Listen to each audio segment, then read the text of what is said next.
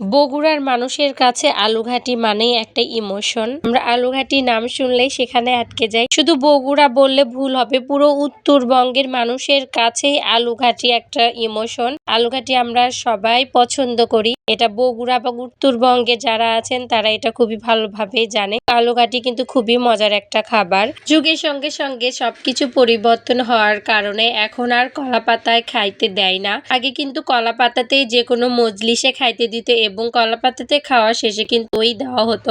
Last কবে কলা পাতাতে যে খাবার খেয়েছি সেটা আসলে খেয়াল নাই। আপনারা কে কবে কলা পাতাতে লাস্ট খাবার খেয়েছেন অবশ্যই কমেন্টে জানাবেন। যখনই জানতে পারলাম রুহানি কলা পাতা হোটেলে আনলিমিটেড 120 টাকায় আনলিমিটেড ভাত এবং ঘাটি সঙ্গে আবার দইও আছে, এটা শোনার সঙ্গে সঙ্গে আমি ওখানে চলে গেলাম। এটা কিন্তু প্রতি শুক্রবারে। এটার সঙ্গে কিন্তু আরো এখানে ওনাদের পেঁয়াজের ভর্তা এবং লেবু কাঁচামরিচ এগুলা তো থাকতেইছে। আমি যদি আলুঘাটির একটু ঘনত্বটা দেখাই তাহলে বুঝবেন এটা ছিল এনাদের আলুঘাটির ঘনত্ব। এবং এখানে এত খুশি ভাত নিতে পারবেন। 3 পিস গরুর মাংস দেওয়া হবে। পরবর্তীতে আপনি চাইলে আপনাকে আবারও ঘাটি দেওয়া হবে, বাট আপনাকে কিন্তু আর মাংস রিফিল করা হবে না।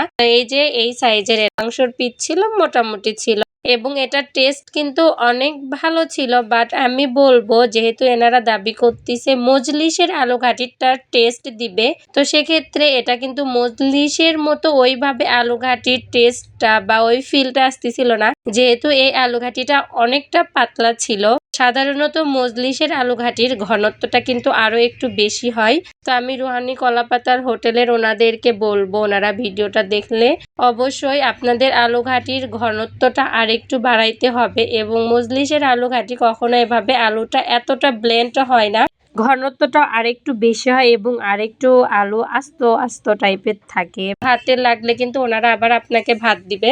এই দিক দিয়ে কিন্তু ওনারা কোনো রকম করেনি। আমরা আবার ভাত নিয়েছিলাম, ঘাটি নিয়েছিলাম এবং এখানে পেঁয়াজ মরিচের ভর্তাটা ছিল, এটাও কিন্তু অনেক ভালো লেগেছিল। এটা কিন্তু এটার সঙ্গে একদমই ফ্রি ছিল।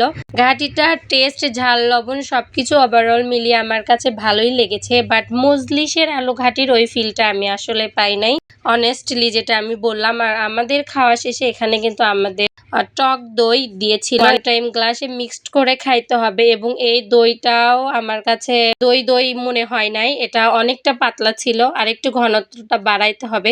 টক দই হলো ঘনত্বটা আরেকটু হতে হবে।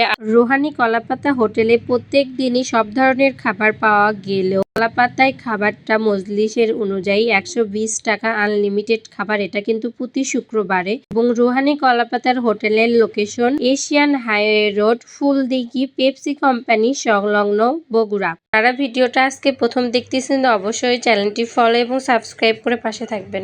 আর হ্যাঁ, অবশ্যই লাইক, কমেন্ট, শেয়ার করতে ভুলবেন না কিন্তু। আজকের মতো এখানেই বিদায় নিচ্ছি। সবাই ভালো থাকবেন, সুস্থ থাকবেন। আল্লাহ হাফেজ।